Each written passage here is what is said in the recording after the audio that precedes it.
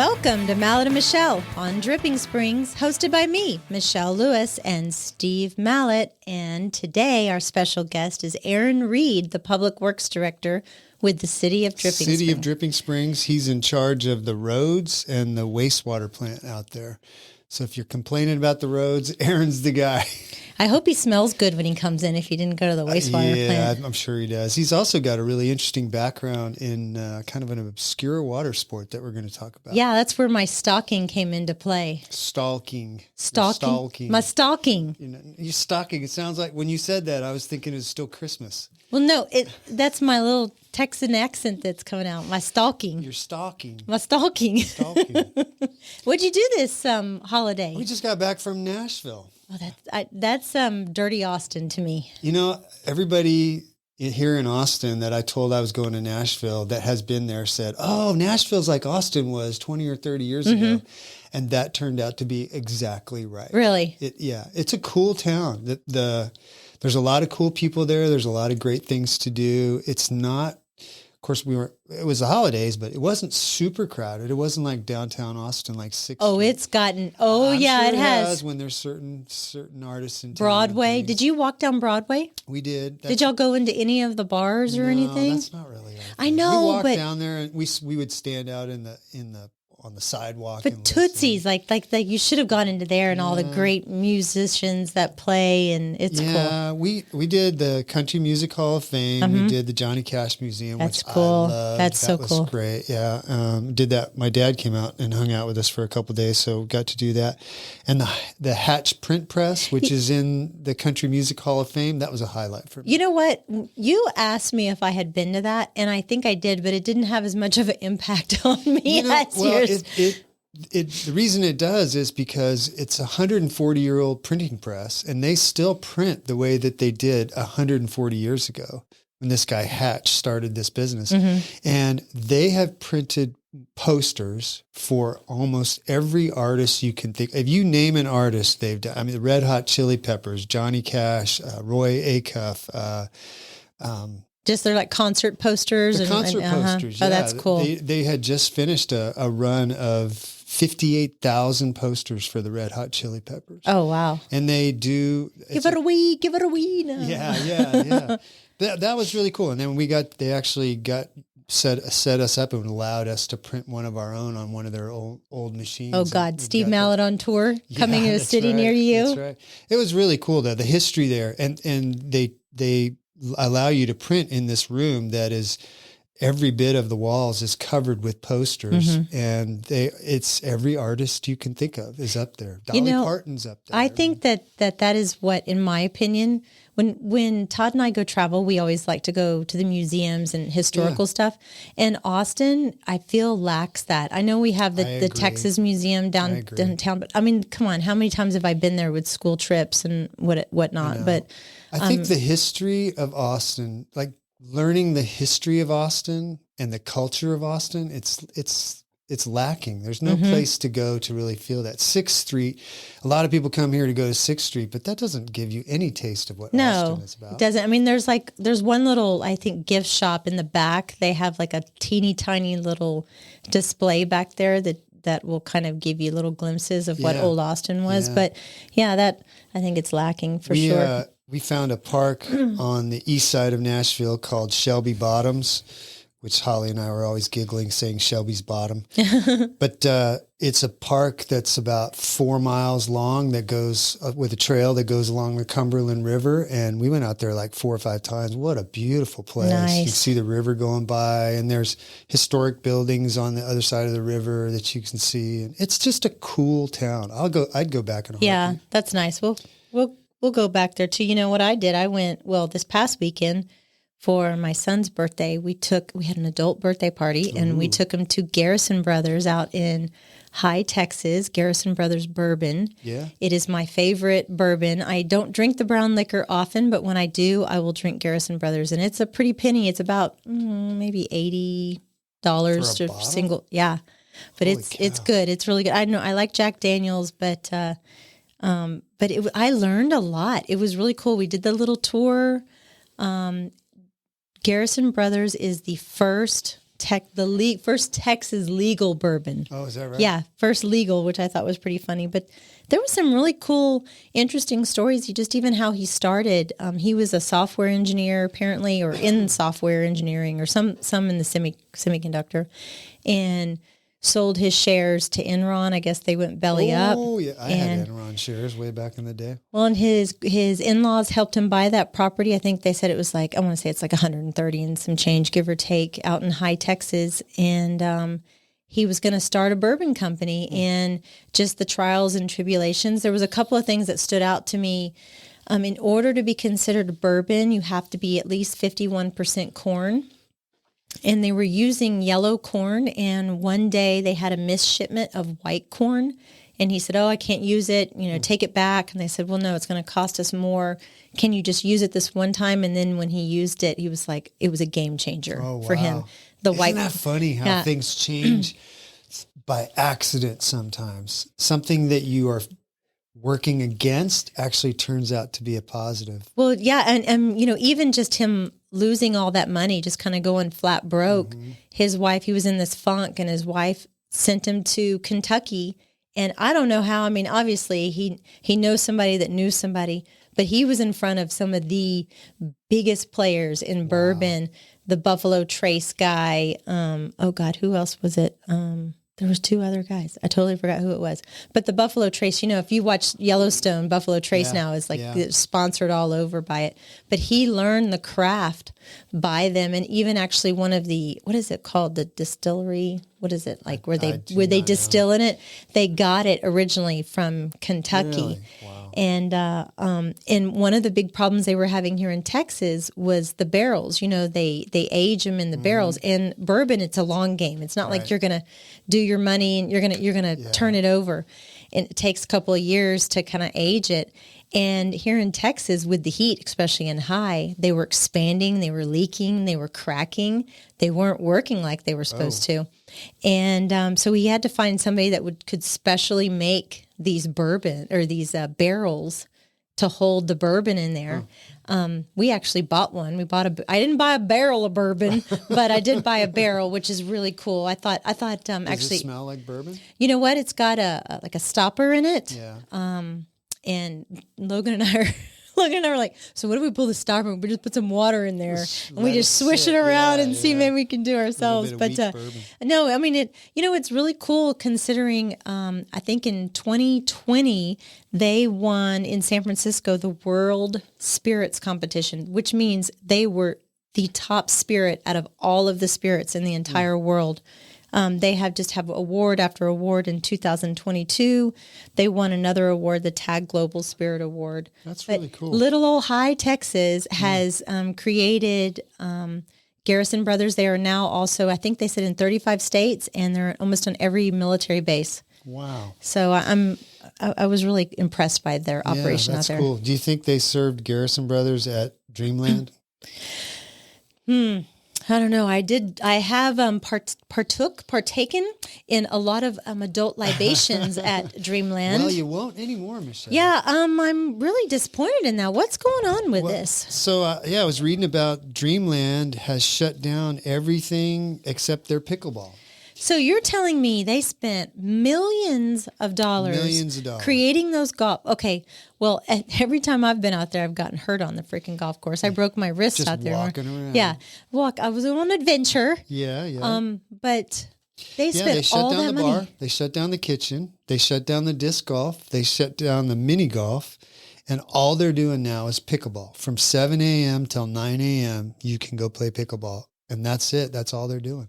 Is pickleball that much of a sport? I mean, I don't see here in Drip. I mean, okay, yeah, it's like a novelty, right? But I don't see like drawing a big, huge crowd. Apparently it is. It's actually been around since 1965. And originally this Joel Pritchard, who's a congressman, was the one that came up with the name or came up with the game. And then his wife named it in 1967 because their dog Pickles chased the ball around during the game. Oh, that's funny. Yeah. There's a professional league, which Steve Kuhn, the guy that owns Dreamland, our client, has been a big part of. I just don't get the whole appeal of shutting all of the entertainment out there, because they were doing music out there. And if I was a young parent in my 20s and 30s and I want a place to go out and meet my friends and have my kids kind of run around and be entertained, pickleball's not the place I'm going to do it. Did they shut down the water park too? The little water thing? They shut all that down. It's only pickleball now. That sounds stupid if you ask me. Well, it's a bigger sport than we think. First official pickleball court was built in 1967. There's a U.S. Open Championship started in 2016. They've got a national governing body, which I have no idea. I do too. It's among the fastest growing sports in North America. Florida is the pickleball capital of the world, and players are known as picklers. So Dripping Springs has now become a hub for pickleball. It has. Apparently Steve Kuhn came up with, they call it the DURP, D-U-P-R, DURPer, Dynamic Universal Pickleball Ratings, which is like the equivalent of like a golf handicap. And so you download this app and you put your scores in when you play and how many games you've won, and it gives you like a national ranking. And for a while there were some and there may still be professional pickleball players that lived and worked in Dripping, in Dripping, and lived at the Dreamland facility. Mm-hmm. So it's a pretty big sport. I don't get it. I don't get it either, but to each their own. My friend Tim plays over there all the time. He's a triathlete, marathon runner, and he swears it's like his main fitness thing. I just think that was the best appeal about Dreamland is, you're able to gather there, and there was many different activities that you could do. And I actually saw sumo wrestling out there one time, which that was a hell of a lot of fun. Yeah, that was so much fun. But I tell you, Steve Kuhn is a finance guy. Mm-hmm. Comes from Wall Street, and the thing that makes me a little nervous is, what does he know that we don't know?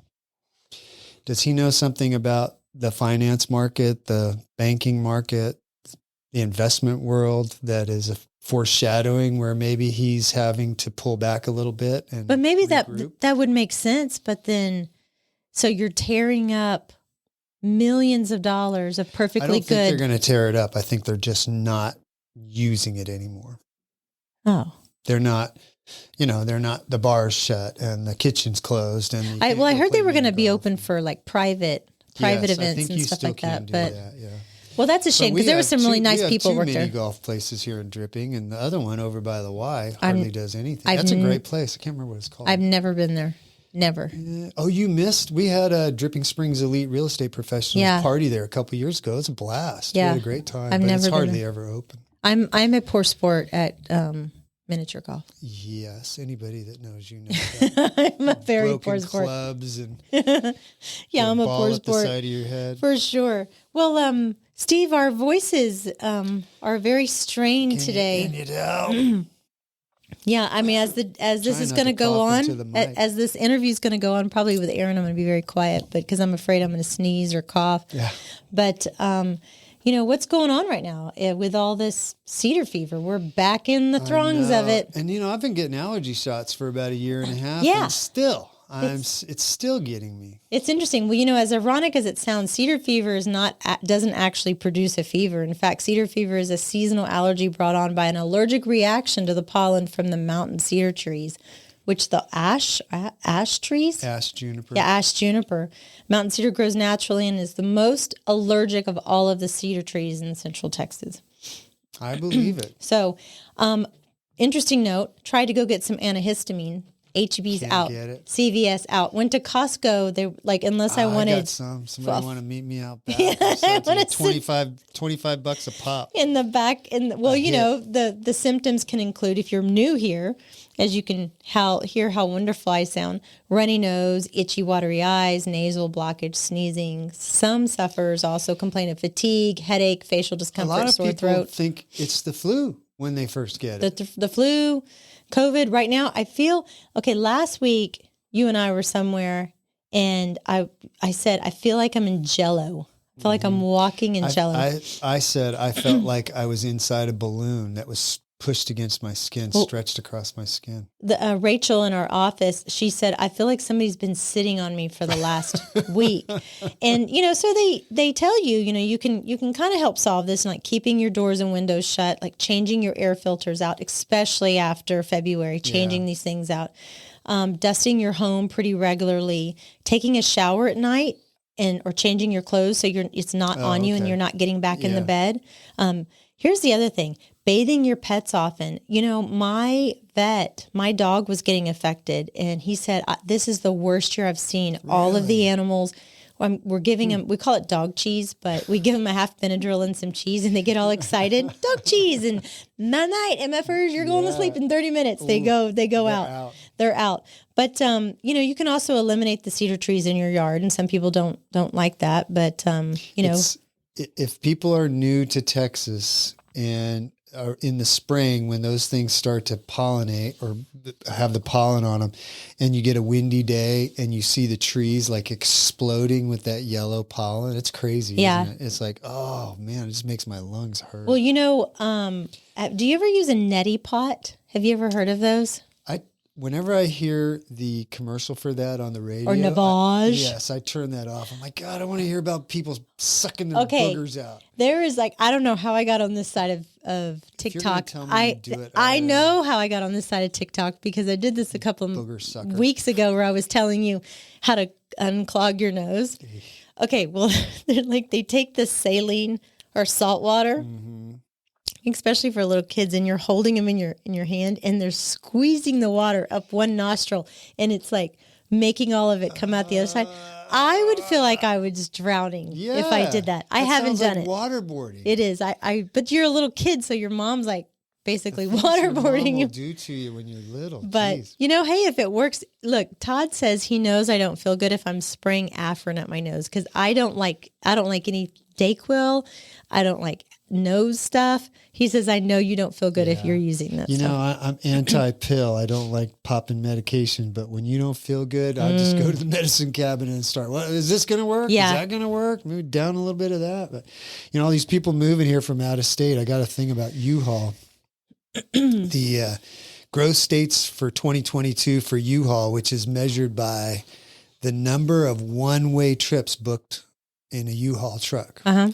And the places that are the first three growth states, meaning the first, second, and third places where people moved to, so the most one-way trips were booked and on U-Haul trucks specifically. Well, 3 and 4 were South Carolina and North Carolina. Can I guess the top three?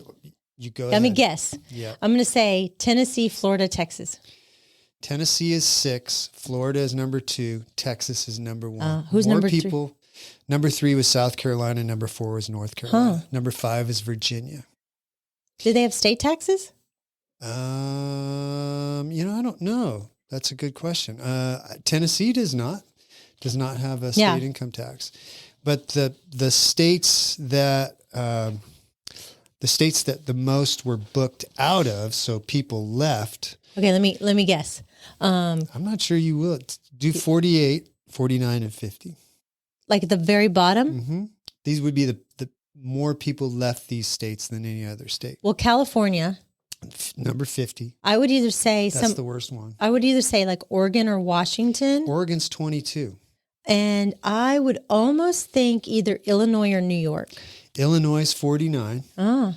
And Michigan is 48. Huh. And I don't even see where. Oh, New York is 46. Oh, okay. Massachusetts is 47.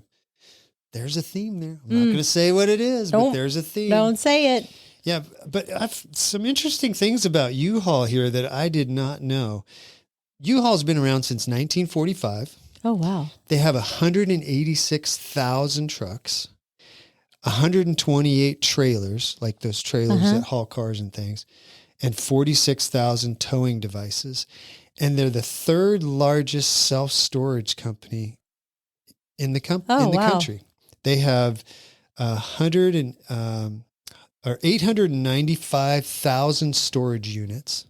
That just goes to show you that we as Americans have too much junk Yes. We need to get rid of That was some actually junk. what I thought. So they have 895. This is the third largest self-storage company in the country. They have 895,000 storage units, 76.6 million square feet of self-storage for all your old beds and crap and furniture that you'll never use. And they're the largest retailer of propane, and they install more trailer hitches than any other company in the country. Yeah, that's where we've gone to. You get a trailer that's where hitch. most people go. But you are exactly right. The self-storage is the biggest scam this country's ever been exposed to. If you have to put it in a storage unit and not look at it for 3 or 4 years, you do not need it. I see in some instances where it's a necessary evil, like when Tate was in A school in the Coast Guard, like his stuff was in storage and half of it came back molded and broken, but that's a military move for you. But, I think the older I'm getting, and also being in this business and seeing a lot of our clients that are older, and the things that are left that used to mean so much to them, that now it's like, I don't really care about it. I know. And their kids don't care. Their kids don't want it. We have been at people's houses where the kids went through and took everything they wanted. And what was left is we had pictures of them, of the people that sold their house, them with presidents. We had one that was an astronaut. And had pictures of him at NASA. Those things were left. I know. Those were heirlooms, and the family didn't want them. So you think, and you start getting down to my favorite rolling pin and the mixer that I had for years, like kids don't want that stuff. I know. I have an attic full of dead people stuff, but I have pared it down over the years. I have, and it is a lesson about how much stuff that we need and actually want. I'm a big believer in capitalism, but we spend way too much money in this country on crap. I saw this video where this husband, he was playing a trick on his wife, and he put all of their Christmas stuff out by the trash can. She went to go grab a coffee or something like that so that she'd get ticked off at him when he came back. And before she came back, the garbage man came and picked it up and threw it away. And like the look on her face, and then she was like, "Well, I'll just buy more." I'm like, I know, but it's when you see Amazon boxes, and the Amazon is a perfect example of a company that benefits from our love of crap. Yeah. Oh, by the way, I just got notification from Amazon that you have 17 boxes in front of your short-term rental. I'll be lined up at the poorhouse next week. I'm so sorry. Come throw a quarter in my little cup, please. Right when you said that. Yeah. But I'm looking forward to talking with Aaron. Yeah, let's take a little break and get Aaron in here and find out about what's going on at the city of Dripping Springs with their public works department. This show is brought to you in part by the Mallet Integrity Team, serving Dripping Springs, Austin, and the surrounding areas of Central Texas since 2004. When you need the best real estate advice and service, give them a call at 512-829-2062 or email them at malletintegrityteam.com. And now here's Steve and Michelle. Welcome, Aaron Reed, Public Works Director for the City of Dripping Springs. Welcome to the show. Thank you. Great to be here. Yeah. How'd you end up here in Central Texas? Well, I grew up in Florida, South Florida and Central Florida, lived there most of my life, and then I met a Texas girl, and the rest is history. Got married and moved here in 2008, got married in 2009. So did she come to Florida and you met her there, or were you visiting Texas? I was actually traveling through Texas in my previous career. Oh, we're going to talk about that. Yeah. Good. And met her on a trip in New Braunfels. And yeah. Was it at that skate ranch? Yeah, the Texas Ski Ranch. Oh, there's a little segue, Michelle. Look at there. Yeah, I met her there, and we hit it off. I mean, I think it was MySpace back then that we had, not Facebook or anything like that, but kept in touch. And then next time I came back, we met up again. And that's great. Yeah. And you're living in Wimberly now? Yes, that's correct. Okay. And when did you start working for the city? July of 2018, I started working for the city of Dripping Springs. So you've been there a while. Mm-hmm. Almost 5 years. Yeah, that sounds like a long time at this city. You guys move around a lot, which I want to talk about. But So I had never actually heard of your previous life. I've heard of wakeboarding, but I never heard of wake skating. So apparently you were like the Tony Hawk of wake skating back in your time. Well, it says right here, before municipal work, I worked in the water sports industry. There's but an understatement. once I did a little stalking and a little deep diving, you did more than just work in the water sports industry. Yes, I did. Come on, own up to it. Yeah. So, I mean, I grew up in Florida and wakeboarding in Florida, and then saw wake skating and fell in love with it. And so wake skating. Tell people real quick. Yeah. What is wake skating? So basically skateboarding on the water. So unlike wakeboarding, there's no bindings. You're not attached to the board. And it's a smaller board with grip tape. You wear shoes and you do skateboard style maneuvers on the water. And so I fell in love with that. Dropped out of college actually to pursue you did this career in wake skating. Yeah. Had some trying years, but did it start there in Florida? Yes. Wake skating. I don't want to say 100% yes, but the industry was based But there, you kind of put it, from what I was reading, you kind of put it on the map a little bit. I mean, you even wrote a book about it. Right? No. No? Wait a minute. Maybe you were featured in a book. You were featured in a book, the Westgate. Come on, Michelle. Oh, that was a Basics. A video. Oh, a video. Yeah, it was okay. it was on Amazon. I saw an it. instructional video. Oh. Yeah. Yeah. Early in my career, we did an instructional video, and I've done a few of them. So I started off when I dropped out of college. I went and got a job at the wakeboard camp, which was in Claremont, Florida, and it was. Back then, it was pretty much the only camp that you could go to for wakeboarding. That kind of took off, and more of those got established. But it was a great place. A lot of up-and-coming professionals in wakeboarding got their start there because you could work during the day, and then you got to go ride behind their boats, and you could learn. And then also there was always a lot of photographers coming around and videographers. So it was a good place to start the career. Yeah. So got my start there, and got my first couple sponsors in about 2003, and did it as a professional athlete for close to 15 years. Oh, wow. But it's hard in action sports to stay relevant as what I would think of as an old man, by the time 2011 rolled around and I was 30, there's always, every year there's a new 15-year-old kid coming up that's better. And so I kind of transitioned. I started my own brand, my own board company, and Obscura Wake Skates. And actually, my wife Jamie did all the artwork for that. So we were kind of a cool team. I saw a video of you making one. I was trying to find it for Steve. Is that company still around? It is not. No. So so I started the brand, and then I did a licensing deal with Liquid Force Wakeboards, which was a very large wakeboard brand. And so they did all of our manufacturing and distribution, and then I ran the marketing, and I was the team manager, the marketing manager, that sort of thing. And then 2018, about a week before my first son was born, I was kind of let go by all of my sponsors. I was sponsored by Monster Energy Drink at the time, and Monster decided to go in a different direction.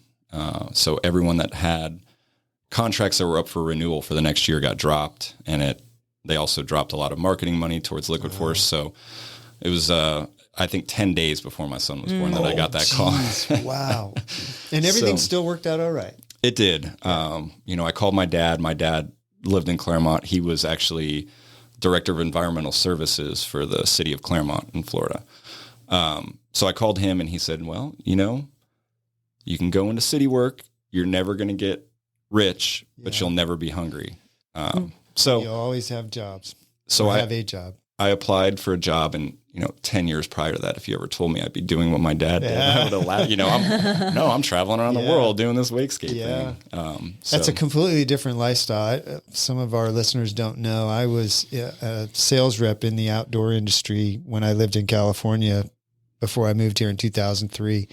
And one of the brands we carried was Fox Racing, which probably got into to wakeboarding a little bit. They did. Yeah.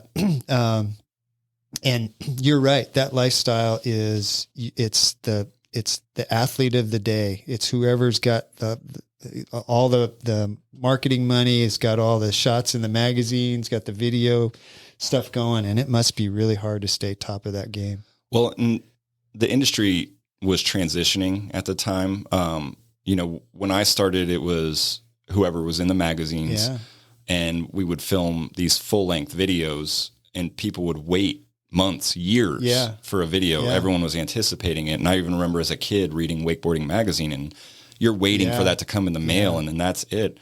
And it kind of turned into this instant gratification thing where all of a sudden it was about how many Instagram followers you had.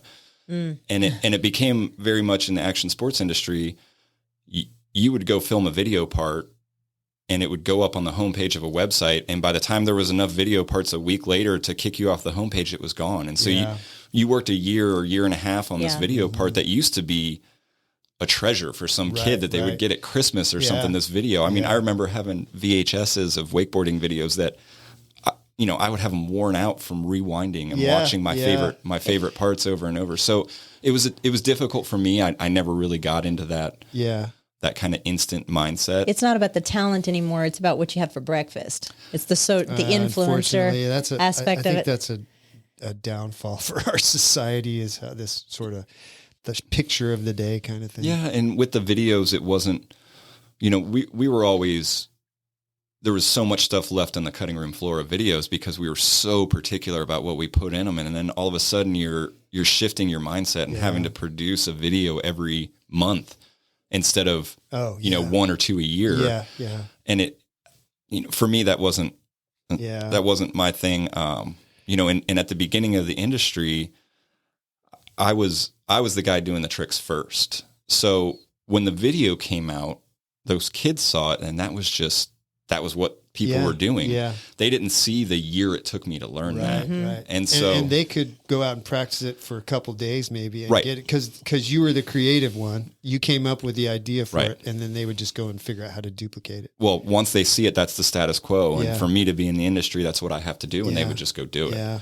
It's like once it's been documented, it's possible. And it makes it a lot easier, I feel like. Do you being around the video industry, do you remember the motorcycle videos, Crusty Demons of Dirt? I do. Yeah, that was it's Crusty Demons of Dirt. Yeah. You look it up, Michelle. Look it up. I'm gonna look up Crusty Demons. You just of said Dirt. the same thing. I had that VHS video, and I probably played it until it wouldn't play anymore. I just rewind it and watch certain sequences, and those days are gone. I didn't get that channel.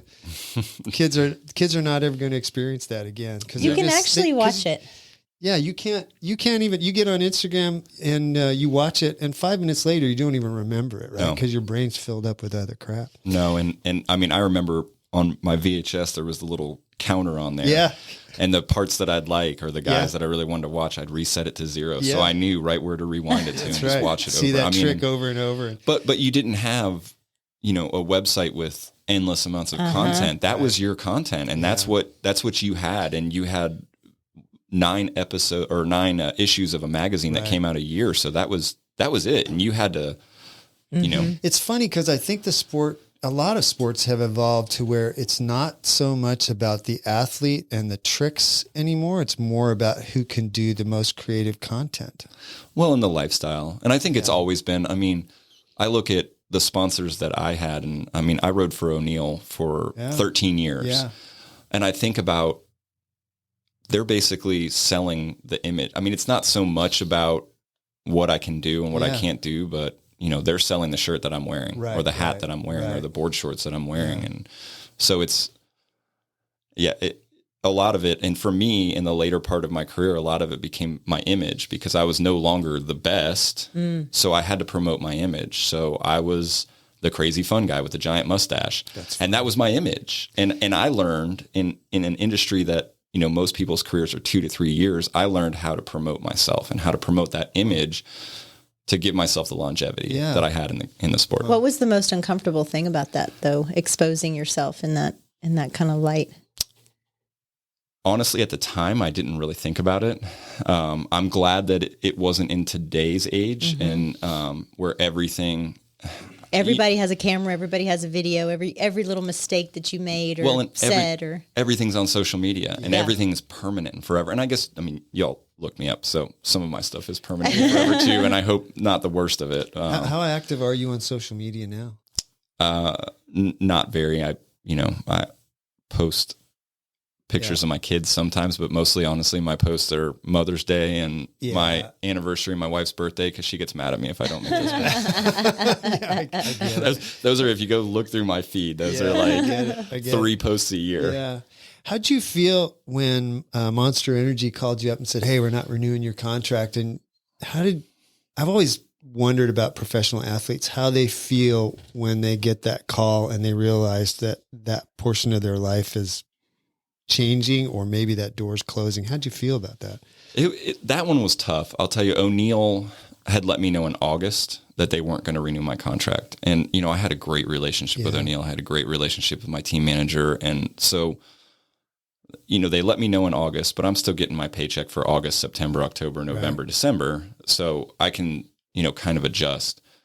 Monster had a team shoot in November. And when I got the invite to the team shoot, I said, all right, I'm getting my contract's going to get renewed. Yeah. Great. No problem. So I didn't really have any forewarning on that one.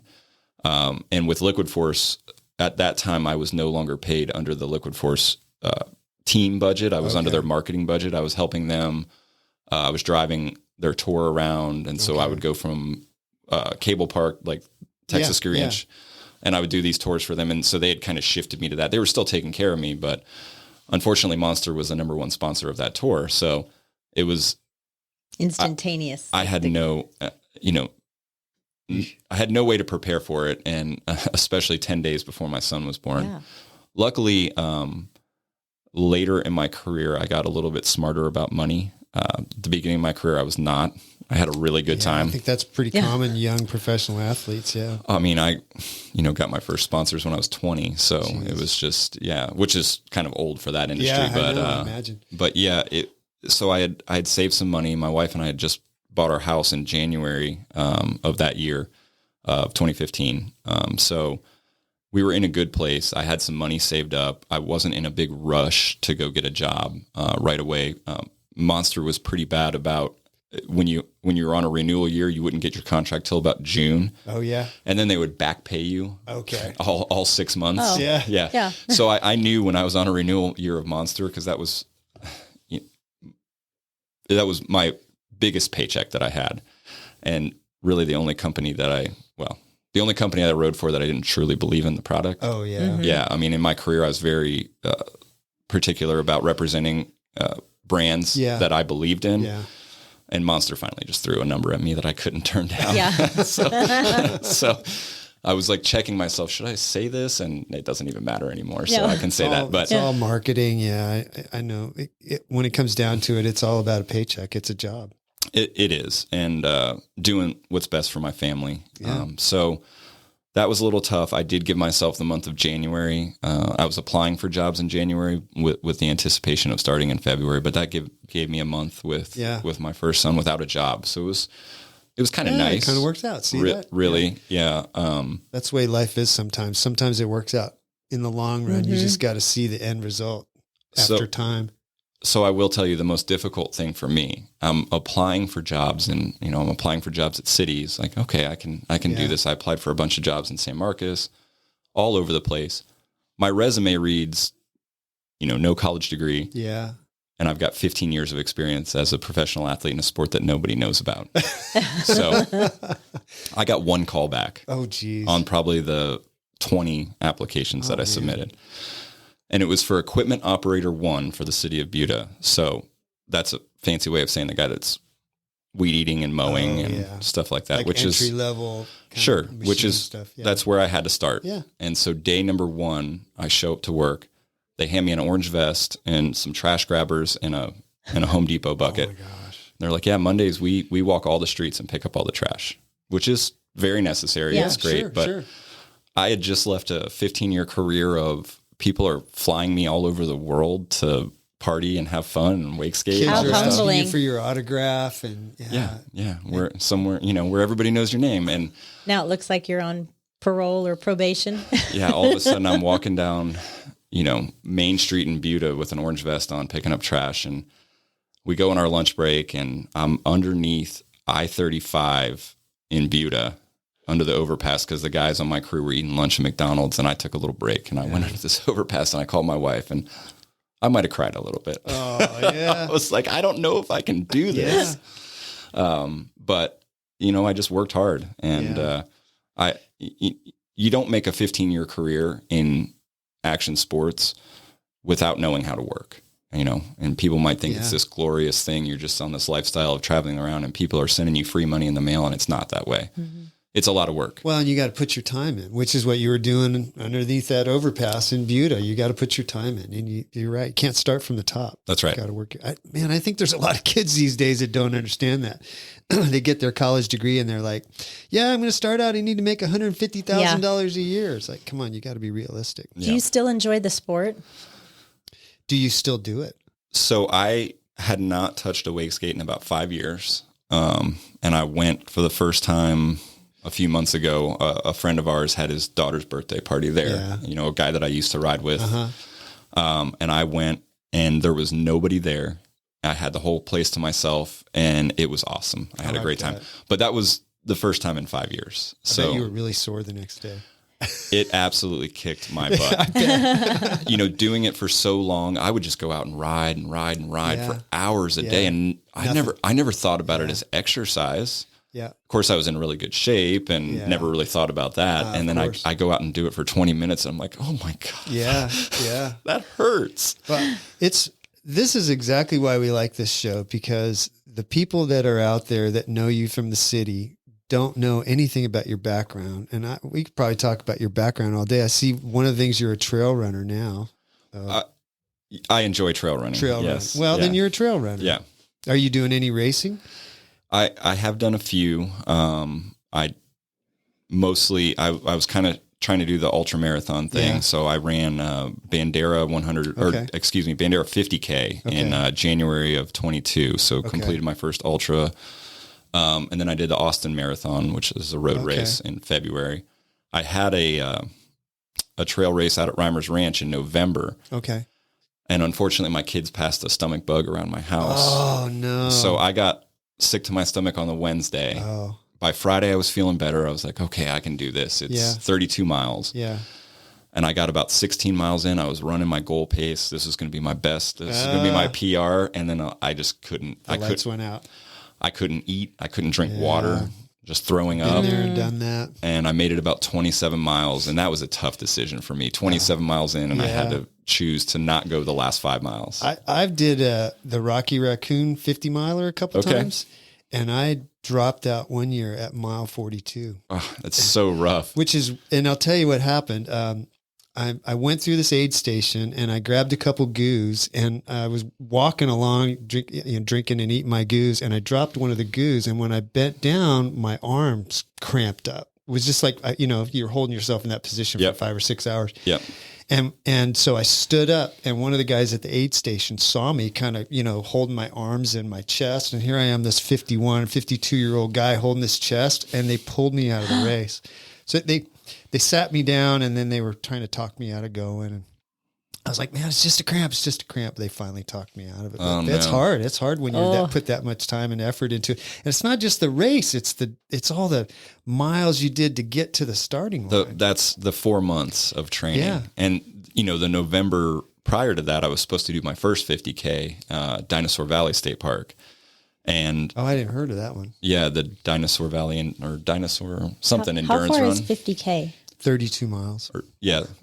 31, 32. Yeah. So the one at Reimer's was a 52K. So it was 32. And then that's like you running from the office here down to Town Lake and then getting a drink and turning around and coming back. Oh, a drink or three. Yeah. So I got Thursday before the Dinosaur Valley, my first 50K. I've been training for 4 months. COVID positive. Oh no. So I withdrew from that one, and that was tough because, like you say, it's 4 months of training, and I mean putting in big miles. I mean, my wife is pissed at me. I'm going out like on Saturday, like, hey, I'll see you in 5 hours. I'm going to go do a training run. She's like, you got to be kidding me. Do you run downtown sometimes, like on Town Lake or Barton Springs, Barton Greenbelt? I've run a few times on Town Lake, but I haven't gotten. I want to do the Greenbelt, Barton Springs, and that stuff. I've seen some good stuff, but we have some good trails in Wimberly where I live. So run a lot there. I got a great group of people that I've met there. I started running in 2020. I'd never run in my life. Oh my gosh. Geez. And, my entire life, I was in great shape. Everything was good. Had 2 kids, all of a sudden went from being an athlete to working at a city. And all of a sudden I was 30 pounds heavier than I'd ever been in my life. So for the first time in my life, I was over 200 pounds, and January of 2020, you 200 pounds? I mean, geez, you're like skinnier than me right now. So January 2020, I said, I gotta make a change here. I got to do something different. And, a friend of mine was a runner. He said, well, just try it out. So I found a half marathon in April. So I gave myself 16 weeks to train for this half marathon.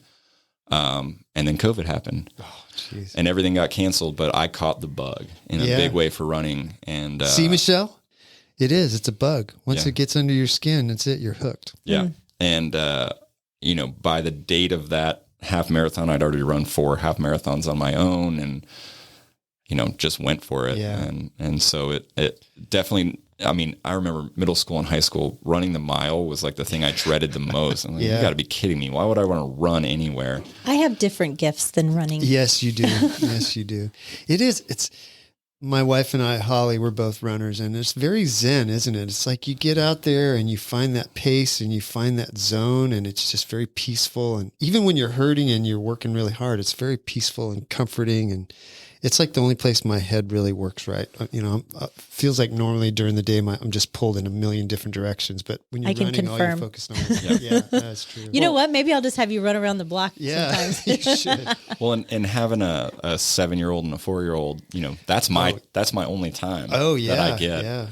And do you run early in the morning? I do. Yeah. So I run about 4:30. Yeah, we do too. Yeah. I come to work 6:30 or 7. And so for me, and my wife has started running now. So awesome. She reserves her running time for when I get home from work. So for me, that's the time that works. I've always been a morning person. I've never had an issue with mornings. It's part of the reason I excelled in the athletic sports. The photographers loved me. Sure. Because I was there for the golden hour right at the beginning. I had all the boats ready. Everything was set up. The sun's coming up. All these other, teenager or 20-something pro athletes are like wearing off their hangover. I'm like, hey, I'll go first. Yeah. And so I would always get the best photos, and it worked out for me. So mornings have never been an issue with me. Yeah. And if you see me up past 9:30 at night, that's a different story. Michelle makes fun of me, but I go to bed before 9 almost every night. Even on New Year's Eve this last week, we went to bed, I think 9:30. Oh man, we made it to 11:30, and my wife and I looked at each other and we were like, nah. Now, once you have kids, it's like, man, I've been there, done that. Oh. Yeah. Well, I guess we should talk some about your job at the city. We're 25 minutes in here now. And so you're the director of public works for the city of Dripping Springs. Yes. Boy, what a difference, huh? How I know the journey started in Buda as what was it, level 1? Yeah, equipment operator 1. Yeah. Mm-hmm. So, and now you're the pretty high up public works director for the city. So, how did you get to this point?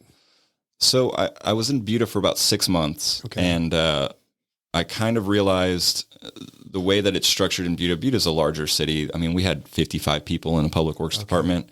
I have a dozen in ours. But the way it was structured was it was very difficult. There was not really merit raises for those lower level employees. It was, you're basically, no matter how hard you work, you're going to get the same raise as the guy next to you. And they told me, I said, hey, I need to do something different. This isn't working. Yeah. And they said, well, you can apply for other jobs within the city and move up, but that's the only way you can really get a raise that way.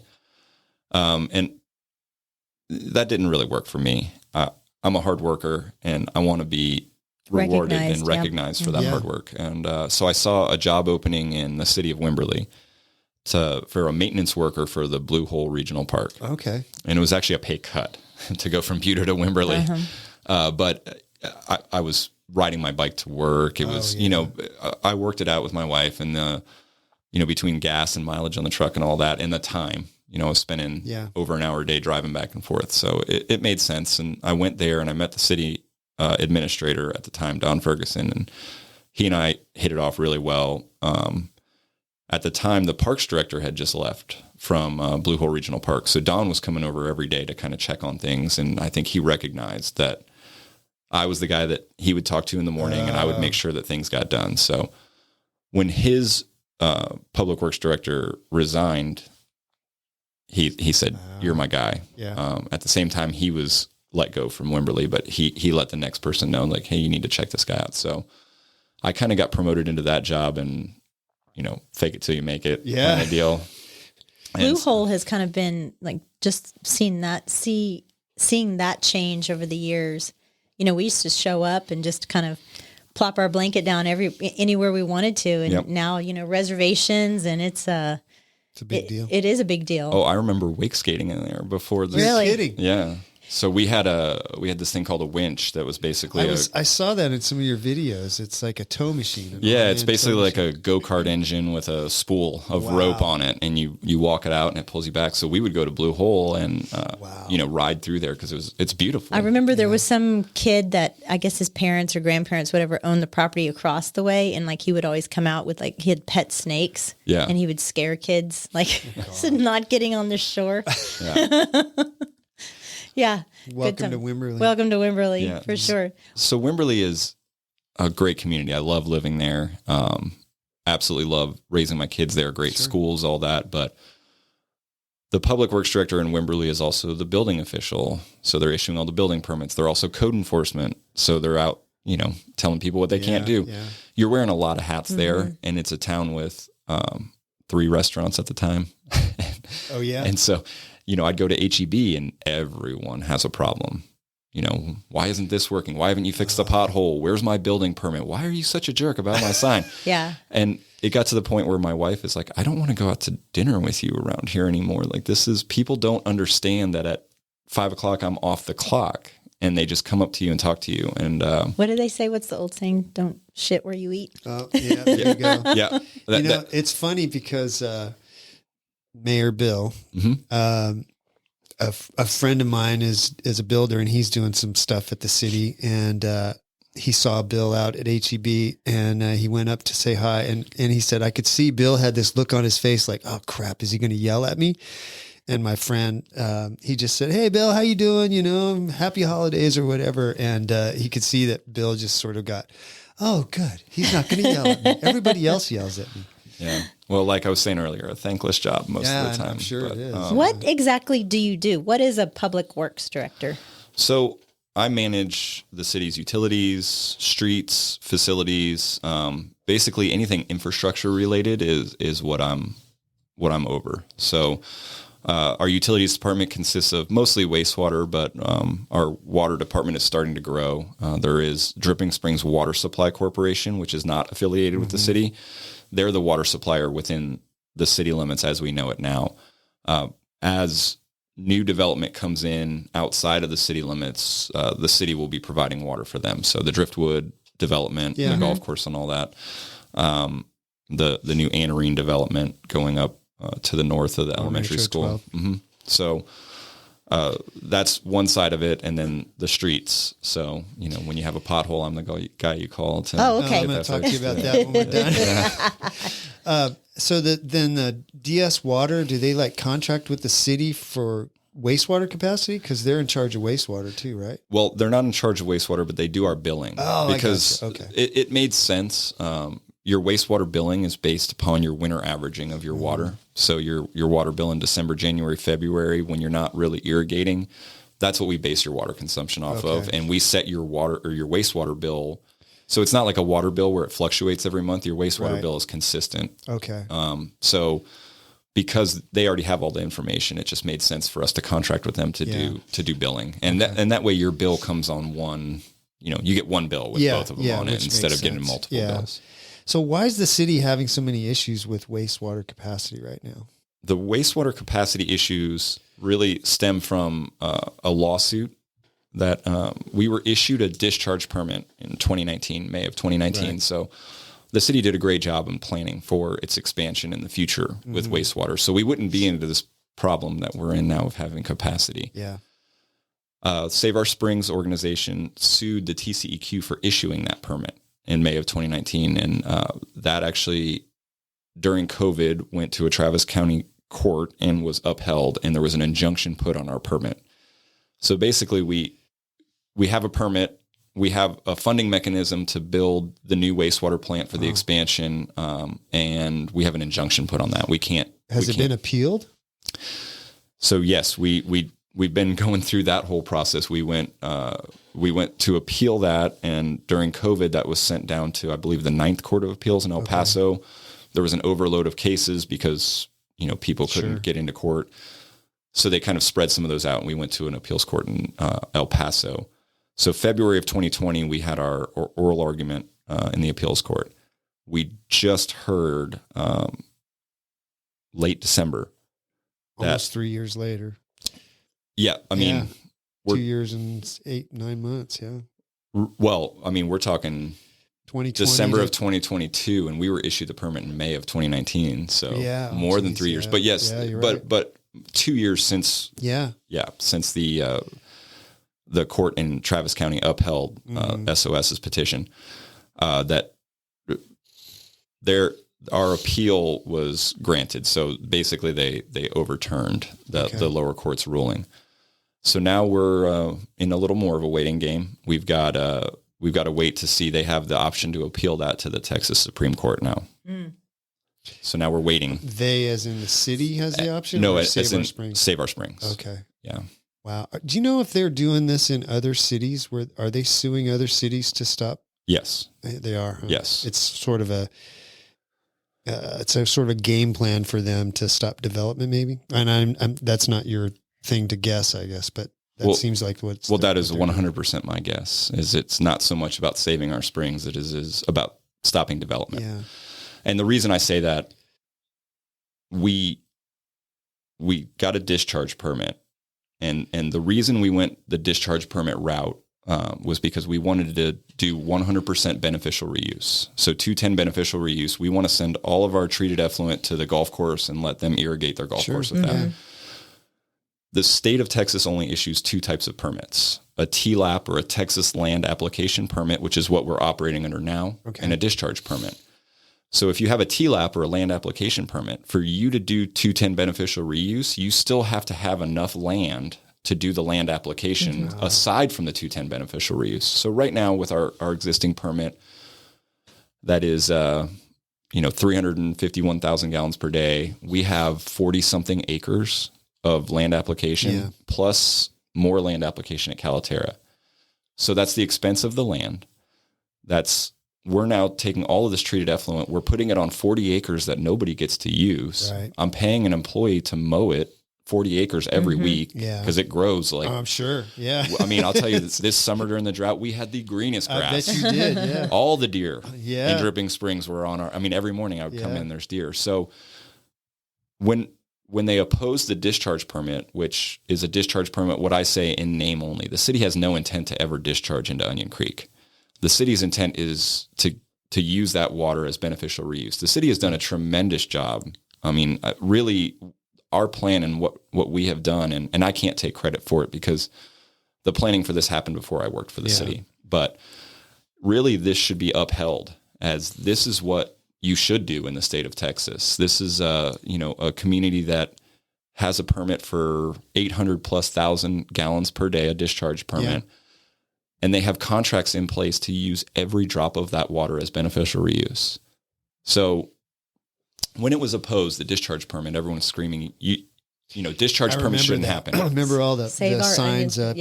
No, don't put your shit in Onion Creek. Well, and that's the problem. It's very easy for an organization like Save Our Springs to say they're going to dump raw sewage. Well, and it's kind of counterintuitive in the sense that where is the water coming from right now for Driftwood Country Club or the golf course? It is surface water. Yeah. Yeah. That's coming out of Lake Travis. So they're screaming Lake and yelling about we don't have enough water for everybody. Mm-hmm. And so it doesn't I know. make sense to me. And this all goes full circle to why I'm agreeing with you as to, Save Our Springs, I think, is more anti-development than anything. But is that their general MO? I mean, across the state. I know when we first moved here to Austin, 93, 94, I know that they were opposing the Y&O kill. They're the big driving force for that project being stalled all those years. And, I don't understand what their end game is.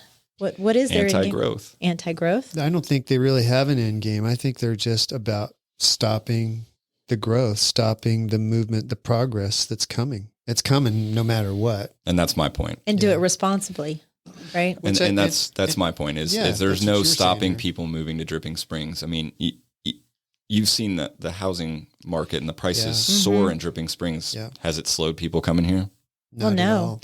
And nothing's going to stop it. So to me, to say, oh, we're an environmental group and we're going to stop your discharge permit. So what's the solution then? All these developments getting their own little package plants, and none of those plants have to treat to the level that we do. I have staff 7 days a week checking our wastewater plant and making sure that the effluent that we're producing is the highest quality, type 1 treated effluent, safe for human contact. Yeah. That's what I'm held to. Why don't they go after the smaller ones then, or are they? I don't know. Well, they're probably they're sort of looking for the bang for the buck too. Yeah. And they can't just willy-nilly sue for anything. So this discharge permit was probably an opportunity. They were probably watching Dripping Springs going, hey, look, there's all these houses out there. There's all these people drilling wells and stuff. How can we slow that? Oh, there's a discharge permit. Let's, go after that. And they probably have people donating tons of money to support feel them. Good. I would feel good. We need to get somebody on from Save Our Springs to hear their side of the story, but I'll bet that's a very well-funded group. I'm sure it is. Yeah. I'm sure it is. You've been here and working for the city for almost 5 years. What do you see the next 5 years for Dripping Springs? Or 20 years. Well, I'll say that the city and the administration and the council and the mayor at the city have done a tremendous job on planning for future growth. And I don't necessarily know if it was always that way for the city. You hear people, the traffic is an issue. Obviously, wastewater availability is an issue. And now, we've got a city council and administration that is planning and saying, okay, we need to have a transportation master plan. We're not going to stop development. We're a type A general law city. We have very little right. The legislature has made sure that landowner rights are king here. Yeah. So if a landowner wants to develop its land and it meets the criteria, there's not much the city can do about it. So instead, we have a transportation master plan. And you have to work in conjunction with TxDOT as well, too, because of the... Yes, and and the county as well. So we worked for years on this transportation master plan with TxDOT, with the county, with public input. I think a lot of people have the wrong idea about the transportation master plan, and I'd hear the same thing over and over. Well, you have this line on this map that's going through my backyard. The line on a map shows a need for a connection from point A to point B. That's all it shows. It's not this isn't the route that it's going to go on. It's 100% development driven. I know what my budget is for streets, and I don't have a budget to build new roads. Yeah. The city of Dripping Springs is not in the business of building new roads, but it is in the business of making a plan to try to provide residents what they need for this future growth. And if we just allowed a developer to come in and put 300 new rooftops without a transportation master plan, the developer's not going to say, hey, the right thing to do is to create, they're going to come in and do the cheapest thing they can do. But instead we put in this transportation master plan and we say, hey, we need this connection. If you want to develop that, that's great. Go right ahead. But you're going to provide us this. And, our big problem is 12 and 290. Everybody here knows that 12 and 290 is our issue. Without a doubt. So our goal now is finding ways to get around 12 and 290. And so a gondola. That's what I proposed. When does that cut through that goes by the stadium over to Roger Hanks Parkway. With that new subdivision, I can't remember what it's called now. Heritage. When is that going to open?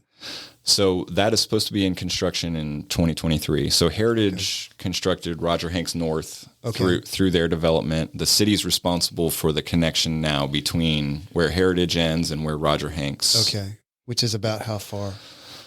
Is it a couple hundred yards or a mile? It's maybe half a mile. Okay. Yeah, it's not too far, but it took us a while to get the right of way for that. There was a lot of negotiation with the school district for that, but we have all the right of way secured. Okay. We're finalizing design now, and so I'm really hopeful that that's gonna take a lot of pressure. That comes out of your budget? That's correct. Okay. Well, that was one of my questions. How do you and how do the city prioritize repairs on the roads we have in Dripping Springs? So when I got to the city, there was no real plan for that. It was just, here's your budget, go fix what you can. So I worked with our city engineer and with my deputy public works director, Craig Rice, and we put together a 5-year plan. And in that 5-year plan, we really wanted it to be based upon data, not upon, where does this person live? Let's fix their road. I was going to say the squeaky wheel. No. So we wanted it to be data driven. So our city engineer took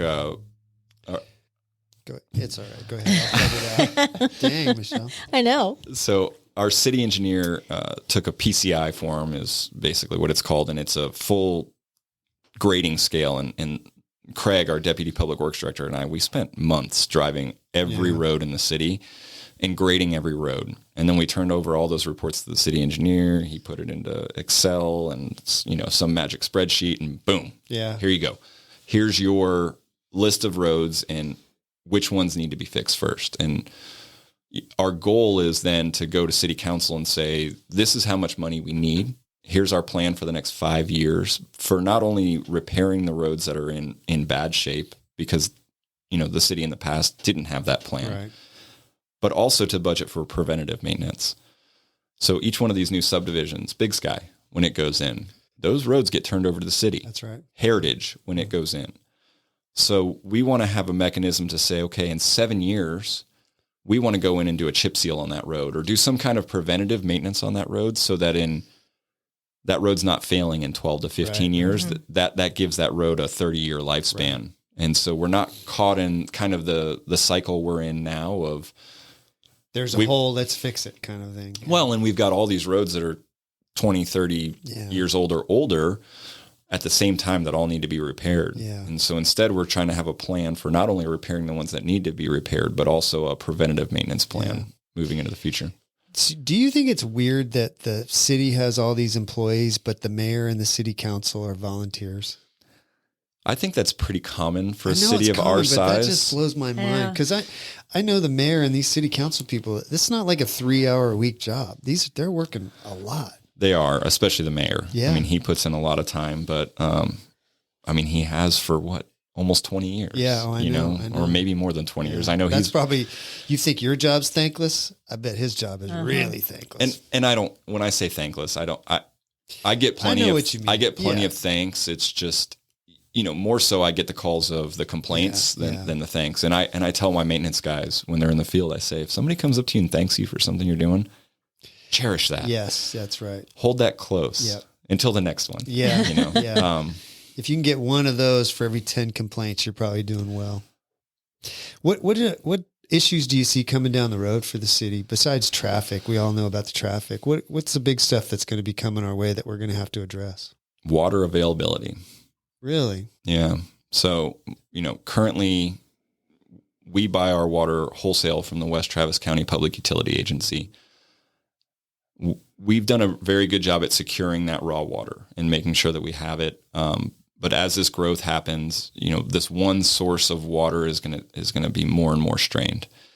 We attend LCRA meetings all the time, where they're talking about the future and projecting and forecasting. So I think water availability is huge, and I think that's all the more reason that the city should be applauded for its efforts for reusing that wastewater. Yeah. I mean, for me, it's tough for me to have to buy mowers.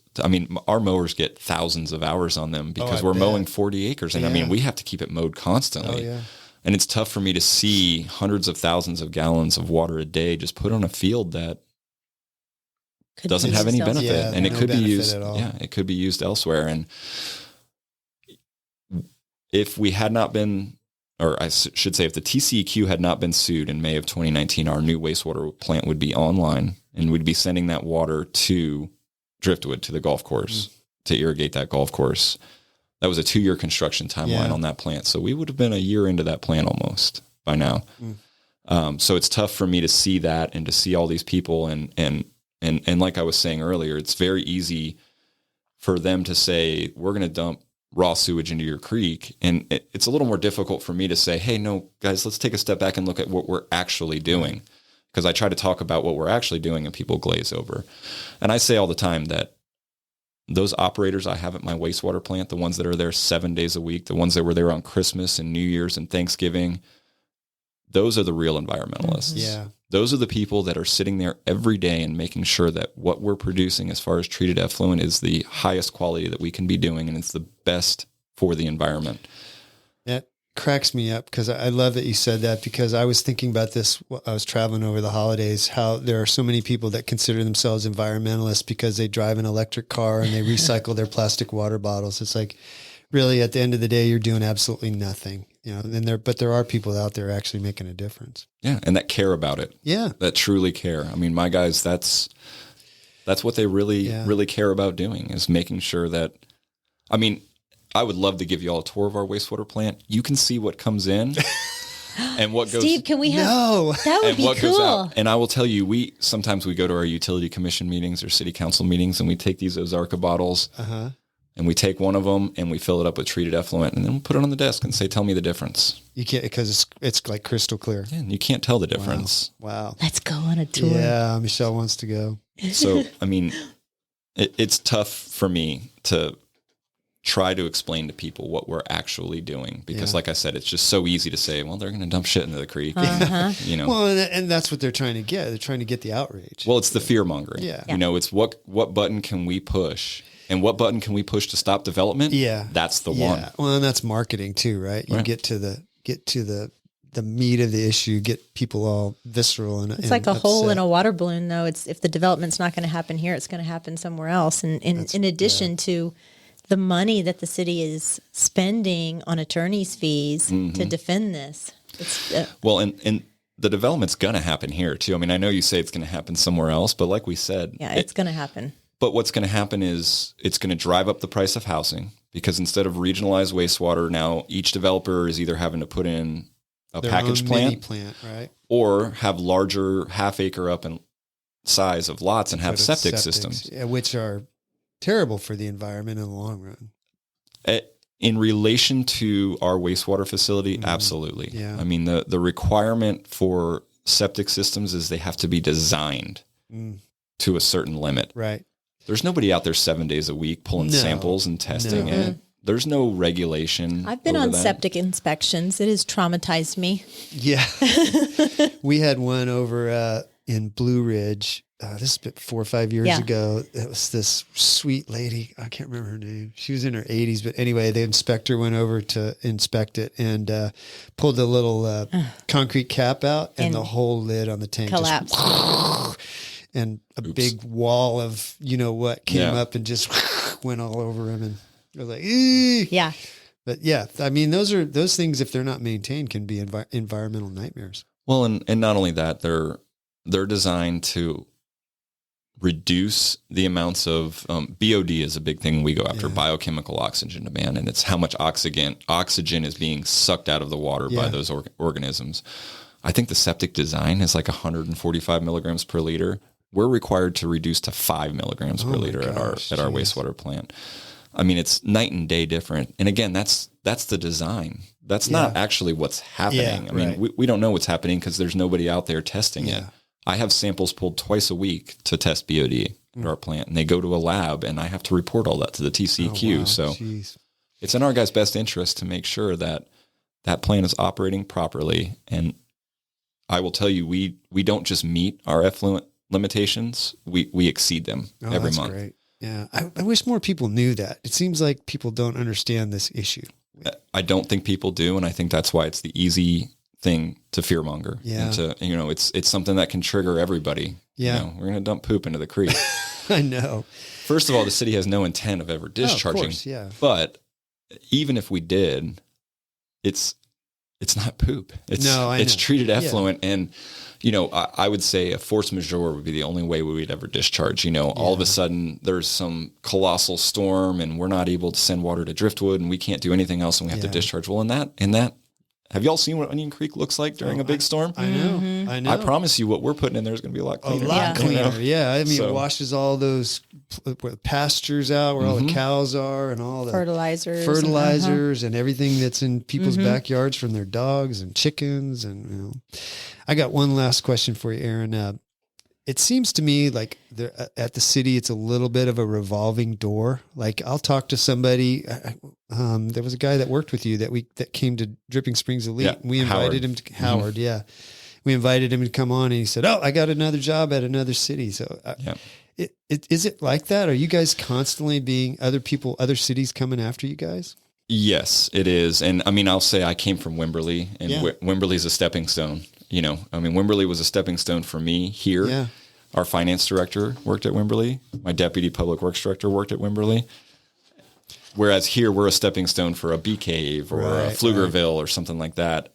But I will say that City Council spent a lot of time in last year's budget cycle on, and at administration's lead, but really evaluating salary surveys and retention. And what are other cities doing and how do we keep our people? And I feel like, they had 16 weeks straight of budget workshops, and I feel bad for our finance director because he was there every time, and so was administration. But 16 weeks straight of every week having a meeting to do these budget workshops to talk about this stuff. Yeah. And so the city stepped up in a big way this year to try to retain employees. I think the city realizes it's in a good place. It's got some good people, some great people. Sounds like you're buying lunch today. So, yeah. But the city's always taken great care of me, and my boss Ginger I've never asked her for a raise, and she's always made sure that I've been taken care of, and so. That's one revolving door that I don't see myself going out anytime soon. Yeah, Ginger's been at the city, I think, as long. I think she was here when I moved here in 2003. I think she's 21 years or something. Yeah, so she has. Yeah, and she's a fixture there. Michelle is probably 25 years. Oh my gosh. Yeah. Wow. Back when it was just them. Yeah. Well, so going back to the Save Our Springs thing, and then we'll wrap up. Is there anything the average citizen living in Dripping Springs can do to help the city overcome this? The big problem that I have is I go to all these TCEQ hearings. There's the Pristine Streams hearings, and the only people at those hearings that are speaking and that are influencing the board at the TCEQ are the environmentalists that are the squeaky wheel. Mm-hmm. And so I go to these meetings, and it's just people that are misinformed. People that are screaming, no discharge, only TLAP. And I'm going, guys, have you really looked into this and thought about what you're saying? Instead, I would like for people to attend those. And I know who wants to drive to North Austin to attend a TCEQ hearing? Well, the environmentalist people. Yeah. Maybe the developers probably wouldn't be very well received there, but the people that are going to benefit in Dripping Springs need to be more vocal.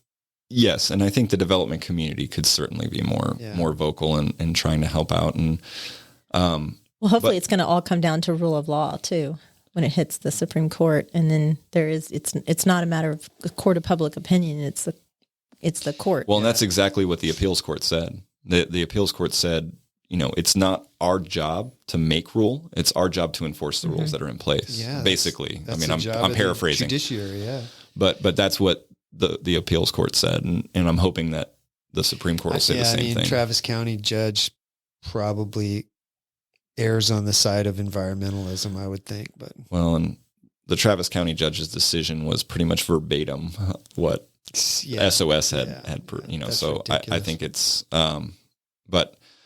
but yeah, paraphrasing, they basically said, hey, it's our job to enforce the rules, not to make the rules. And they based that upon a Supreme Court decision on a very similar case just a few months ago. So our hope is the Supreme Court will not even hear this case, and we'll be on our way to building our wastewater plant. Unfortunately, we're still 2 years out on construction of that. I mean, this has really set us back, and the water availability thing, and people are screaming at the city, why are you allowing more growth? And like I said before, the city doesn't have a lot of power to stop the growth, and somebody's going to have to provide that water. Yeah, I think that's a popular misconception from people, that the city is sort of like governing who comes and who doesn't, and it's not like that. If they meet all the requirements, they can do the development. That's right. Yeah. And I think, so to answer your question in a roundabout way, I think the best thing that residents can do is get informed and understand what's actually going on. And when you see a Facebook post that says the city of Dripping Springs is going to dump crap into the creek, maybe take a second and really think about that and call me. So when you see it on Facebook, then make a comment and say, no, that's not what's happening. And then all the people will jump on you and make you feel like crap. Yeah. Sometimes you just need to keep your opinion to yourself. That's not probably my MO. No, that's especially not your right MO. now. I'm on cold medicine, so right now I've been very quiet. Yes, because you have. I know. I think it's kind of funny when I look back in your career history, and you went from playing in the water to now you're protecting the water. And water has just been your business. So yeah, you're not pretty far-fetched from what you started out as a professional athlete now to working in Dripping Springs. And it sounds like, it's really been a pleasure to get to know you on a personal level, and my stalking, because your bio was very vague. It's like family, wife. I was self-employed. It was very vague. And so I had to do a little digging. Yeah. And once I did that, I'm glad I did. I try to keep those things separate. Well, too bad. Yeah, that's right. That's why we do the show. We want people to know. And so when people are out in public and they run into you, they need to just say, hey, thanks for everything you're doing, and not give you a hard time. And hang 10. Yeah. Or, can I have an autograph? Yeah, that's right. exactly. I'm going to ask you for your autograph next time, for sure. I haven't gotten to sign an autograph in so long. No. You need to get a picture of you and you can sign it. Well, Aaron, I really enjoyed this. I'm really glad you came on. And when you came to DSC a couple months ago, I thought, man, we got to get him on. And it's been more fascinating than I even thought. So appreciate you coming. Well, thank you all for having me. And maybe in 2 or 3 years when we have our new wastewater plant built, I can come on again and we can talk about it. Yes, absolutely. We'll it's really good to know that you're just not full of shit too. I had to get that one in there. Yeah. Nice. All right. Thanks, Aaron. Thank you. This show is brought to you in part by the Mallet Integrity Team, serving Dripping Springs, Austin, and the surrounding areas of Central Texas since 2004. When you need the best real estate advice and service, give them a call at 512-829-2062 or email them at malletintegrityteam.com. Thanks for listening. If you have comments or feedback, please email us at malletandmichelle@gmail.com. Follow us on Facebook and Instagram at Mallet and Michelle. Listen to us on Apple Podcasts, Spotify, or wherever you get your podcasts. New episodes every Tuesday, and leave us a review.